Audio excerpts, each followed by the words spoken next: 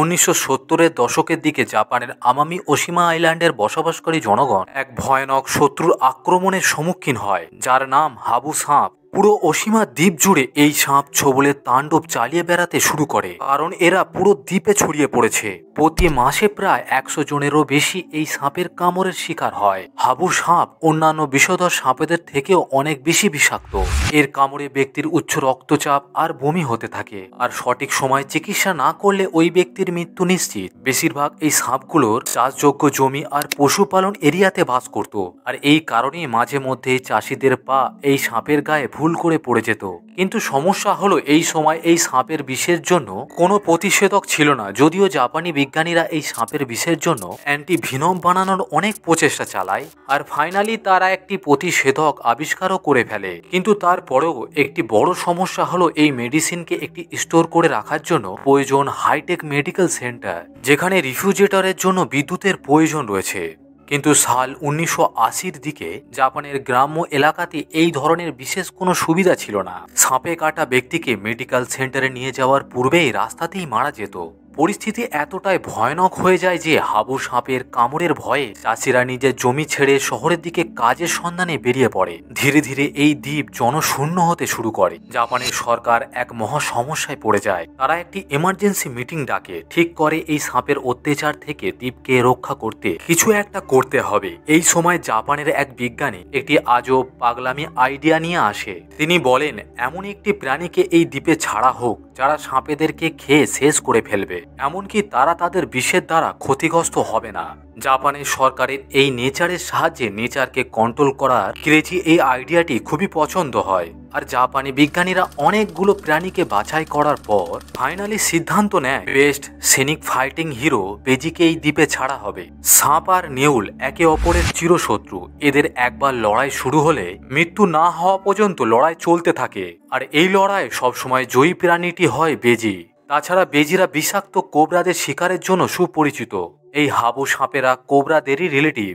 তাছাড়া বেজিদের দেহে একটি ন্যাচারাল ডিফেন্স সিস্টেম রয়েছে, যা সাপেদের বিষ থেকে প্রতিরোধ করে তোলে। মানে হাবু সাপ যদি বেজিদের কামড়েও দেয়, তারপরেও এদের কোনো ক্ষতি হবে না। উল্টে হাবু সাপকে এরা কেটে ছিন্ন বিচ্ছিন্ন করা পর্যন্ত এরা থামবে না। তাছাড়া বেজিদের একটি বিশেষ গুণ হলো এরা সাপকে কেবল তাদের পেট ভরানোর জন্য শিকার করে না, বরং এরা সাপকে হত্যা করে আনন্দ পায়। মানে এদের খিদে না থাকলেও যদি কোনো সাপকে দেখতে পায়, তাহলে সেই বেজি সাপকে জীবিত ছাড়বে না। কিন্তু এখানে একটি সমস্যা রয়েছে, বেজিরা জাপানের স্থানীয় নয়। এদেরকে মূলত ভারত, বাংলাদেশ, পাকিস্তান, নেপাল আর ভুটানের মতো দেশে দেখা যায়, যেখানের ওয়াইল্ড লাইফ জাপানের থেকে সম্পূর্ণ ভিন্ন।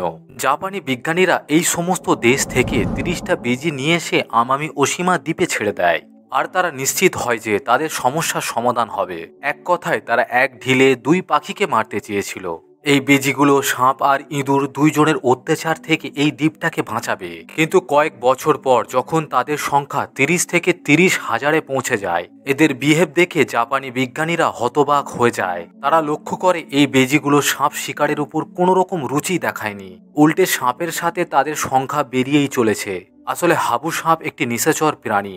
এরা কেবল রাতের বেলায় তাদের গর্ত থেকে বের হয়, আর রাত হয়ে গেলে বেজি শিকার করে না। আর যদি দিনের বেলায় এরা মুখোমুখিও হয়, তারপরেও বেজিদের হত্যা করতে এরা কোনো রকম ইন্টারেস্ট দেখাতো না। উপরন্তু প্রতিটা ওষুধের যেমন সাইড এফেক্ট থাকে, ঠিক তেমনি এই মিশনের একটি সাইড এফেক্ট দেখা যায়। দিনের বেলায় সাপ না পাওয়ায় তারা পেট ভরানোর জন্য এই দ্বীপের ছোট আকারের দুর্বল খরগোশদের ধরেই খাওয়া শুরু করে দেয়। শুধু তাই নয়, এখানে স্থানীয় পাখিদের সংখ্যা বিলুপ্তির পথে নিয়ে যায়। এই বেজিরা গাছে উঠে পাখিদের বাসা থেকে ডিম চুরি করে খেয়ে নিত। সেই সাথে এরা চাষিদের ফসলকেও নষ্ট করা শুরু করে।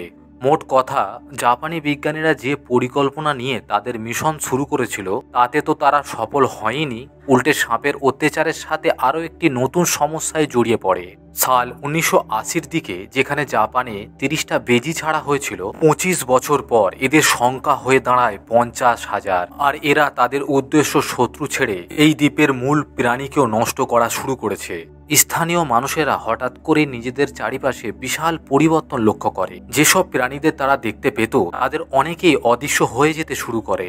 হঠাৎ এমন চেঞ্জ দেখে তারা সহজেই বুঝে যায় যে বেজিরা সাপ মারছে না, বরং তারা প্রাকৃতিক বিপর্যয় ঘটাচ্ছে। জাপানি বিজ্ঞানীদেরও আর বুঝতে বাকি নেই এভাবে চলতে থাকলে একটা সময় জাপানের মূল জীববৈচিত্র্যকেও এরা নষ্ট করে দেবে। আর এরপর শুরু হয় আরও এক নতুন যুদ্ধ। এবারে যুদ্ধ মানুষ আর বেজির মধ্যে। 2000 সালের দিকে বেজি ধরার জন্য এক বড় মিশন শুরু করা হয়।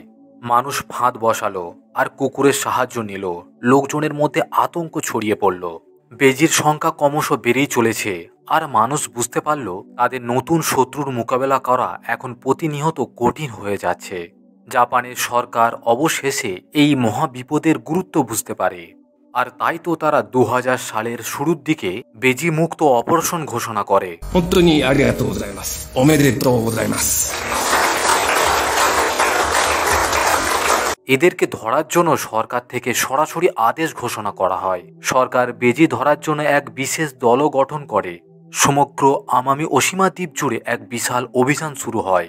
কিন্তু এই বেজির মতো ছোট আর দ্রুত প্রাণীকে বন্দি করা এতটাও সহজ কাজ ছিল না।